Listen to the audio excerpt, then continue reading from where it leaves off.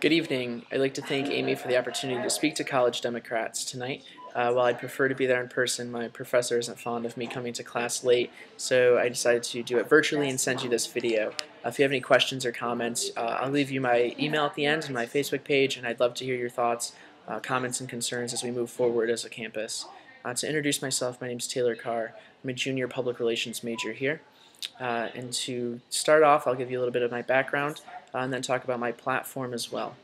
As a freshman, I started as the assistant director of the Non-Traditional Student Commission. This commission aimed to secure equal rights and opportunities for part-time students here on campus.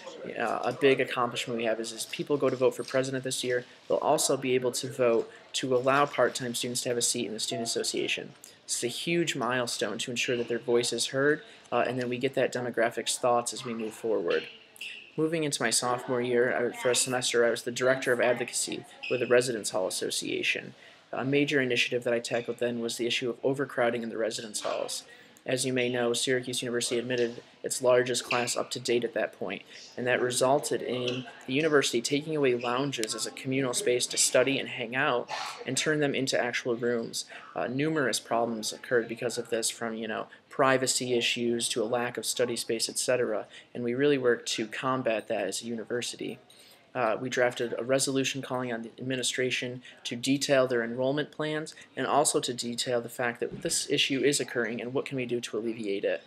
Currently, I'm the chair of the Student Life Committee within the Student Association. I started this past January and continue it up to date. A few things that we've done there as well: provide free shuttles to Wegmans and Target for students, tackle security issues. We've given the go-ahead to bring 3 new blue lights to campus, as well as put new safety stickers in all the residence hall doors. The biggest issue that I probably worked on and that I'm most proud about is our work with cyberbullying as an organization and working with many organizations on campus. We really took a 2-tier approach to this: a judicial stance and an educational stance on cyberbullying. The resolution we drafted in the judicial part of our plan called on the administration to update the Student Code of Conduct to reflect cyberbullying as a form of harassment. Currently, as you may know, there's really no outlet for those who have been cyberbullied to report it and hold those who have cyberbullied them accountable for their actions. I'm happy to say that the lawyers for the university and the administration is meeting with their lawyers to talk about the verbiage and what they can do to change that.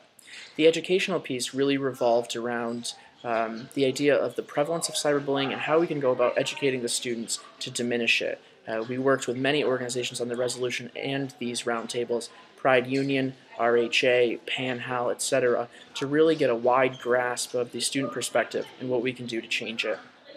Those continue, and we're going to continue those this semester to really target how we can diminish cyberbullying on this campus.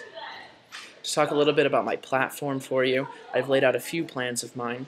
One being community service within the Student Association. Currently, I believe our organization is lacking in that regard.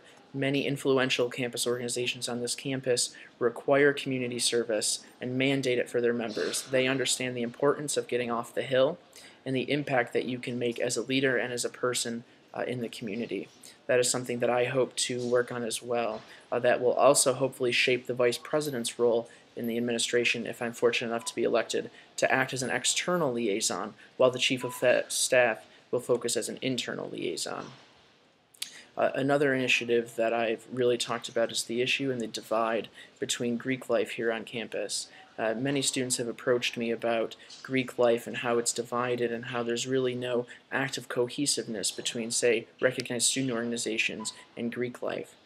As you may know, a lot of sororities do great philanthropic events to raise money for awesome causes, and yet we have RSOs who are also raising money for the same causes. And the thought is, if we join together, if we create that, can we bridge a divide? Can we bring the campus to be more unified and make a bigger difference? And that's something I think we have to explore. I also want to change the role of the Student Engagement Committee in the Student Association. It's very targeted right now. We target residence halls, which leaves a large demographic of students untapped. As you may know, residence halls are primarily underclassmen, so we're missing the upperclassmen demographic, those who live off campus, those that are commuters, those that are part-time students, etc. So we really need to take that committee and shape it in a way that's going to hit a larger demographic of students. With that said, I also believe athletics is going to be an issue within the next year. Many students know that we're moving to the ACC. How many students know, though, that home football games might possibly move to the Meadowlands? Not all of them, but certainly some of them, and there are talks to move them to the Meadowlands. We need to ensure that we have a leader who has a past history of working with athletics and talking to them about what we're going to do to ensure Orange Spirit lives on.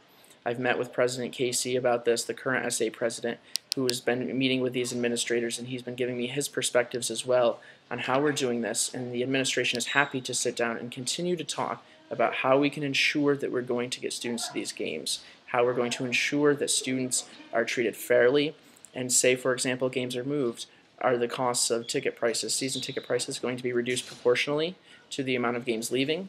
These are all questions that the next president is going to have to deal with and think about as we move forward. The last one I'll give you is the idea of a communal hangout space, or a communal space for students to come late hours of the night.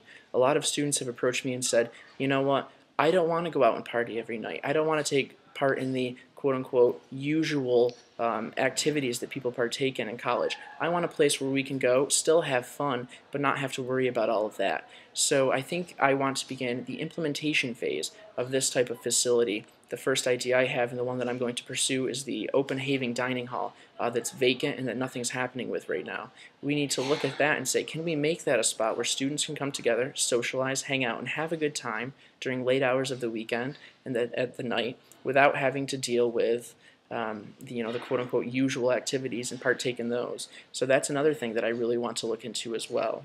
So that's a bit of my background and the idea of my platform.